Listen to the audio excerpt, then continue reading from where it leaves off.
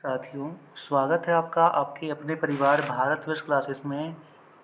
आज दिनांक 27 जुलाई 2024 को क्लास 9th का विज्ञान का वीकली टेस्ट लिया गया। इस वीडियो में हम आपके विज्ञान में आए हुए वीकली टेस्ट के आंसर्स को देखने वाले हैं। तो वीडियो बहुत ही शानदार सी है, वीडियो को पूरा देखिए, अपने आंसर्स को मिलाते चलिए बच्चे स्टार्ट करते हैं।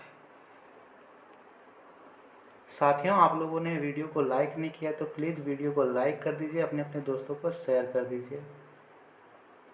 तो पहला प्रश्न यहाँ पर दे रखा है, देखिए, निम्न में से कौन पदार्थ है?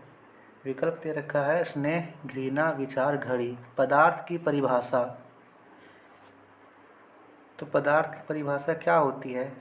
पदार्थ की परिभाषा, पदार्थ जिसका एक अपना निश्चित द्रव्यमान होता है और जो स्थान घेरता है। तो यहाँ पे स्नेह, घृणा, विचार, ये ना तो अपना द्रव्यमान होता है, न ही स्थान घेरता है। घड़ी का अपना द्रव्यमान होता है, स्थान घेरता है। तो सही उत्तर होगा डी, घड़ी। ठीक है, अगला प्रश्न, प्रश्न संख्या दूसरा दे रखा है, 300 केल्विन कितने डिग्री सेल्सियस के बराबर होता है?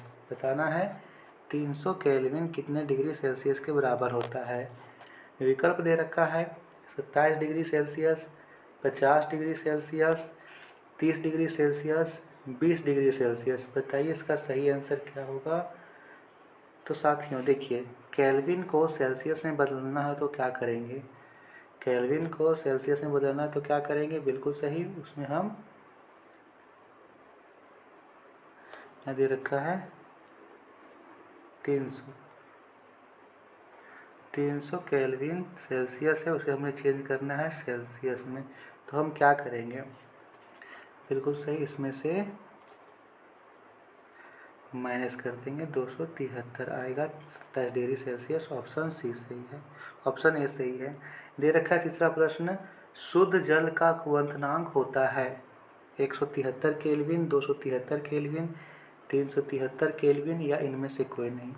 तो नोट कीजिए, शुद्ध जल का क्वथनांक 373 केल्विन होता है। ऑप्शन सी सही है।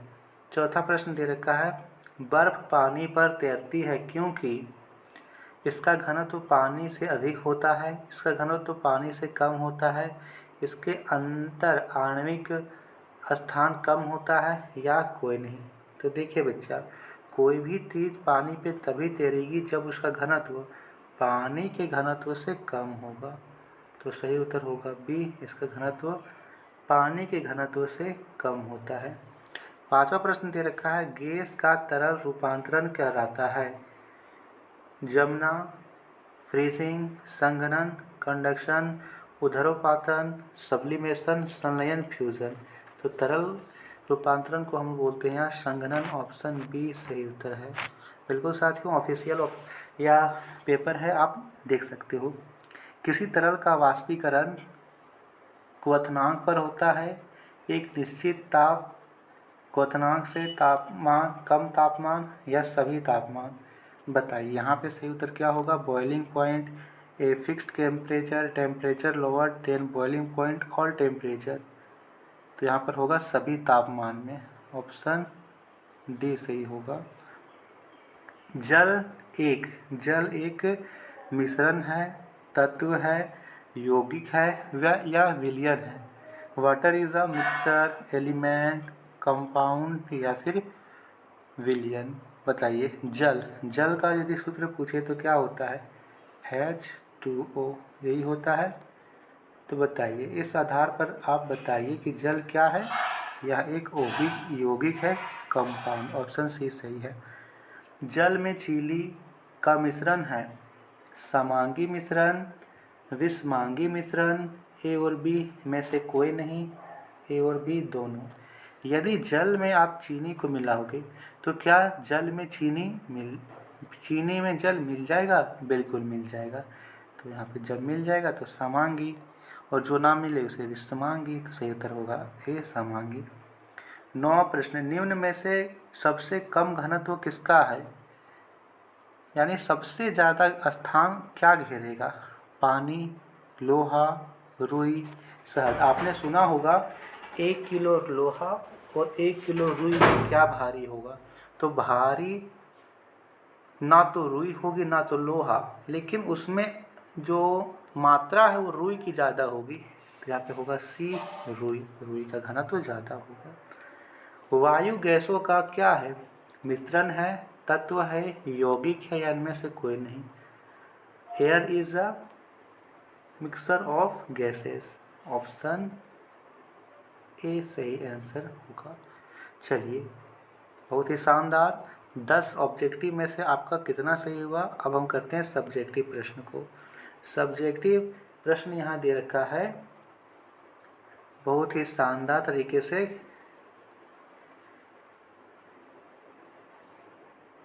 गलनांक किसे कहते हैं? तो यहाँ पर लिखना है इसका आंसर में, किसी ठोस पदार्थ का गलनांक वह तापमान होता है जिस पर वह अपनी ठोस अवस्था से पिघलकर द्रव अवस्था में पहुंच जाता है। ठीक है, फिर से सुन लीजिए। किसी ठोस पदार्थ का गलनांक वह तापमान होता है जिस पर वह अपनी ठोस अवस्था से पिघलकर द्रव अवस्था में पहुंच जाता है। दूसरा प्रश्न है, गुप्त ऊष्मा क्या है? तो यहाँ पर लिखेंगे, जब कोई पदार्थ एक भौतिक अवस्था से दूसरी भौतिक अवस्था में परिवर्तित होता है तो एक नियत ताप पर उससे कुछ ऊष्मा प्रदान की जाती है, वह नियत ताप या ऊष्मा प्रदान करता है। ठीक है। अगला प्रश्न, हमें इस इकाइयों को केल्विन में बदलना है। बताइए, सेल्सियस को केल्विन में कैसे बदलें?